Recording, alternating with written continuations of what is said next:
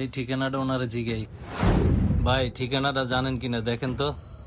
ভাই ঠিকানা জানতে হইলে টাকা লাগবে। মাল কত টাকা ভাই? 500।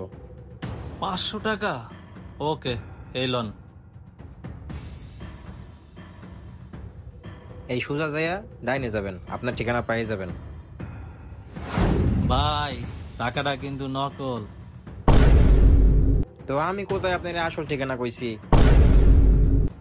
ভাই ভাই অরিজিনাল ঠিকানাটা কোন ভাই? ভাই এটা অরিজিনাল টাকা।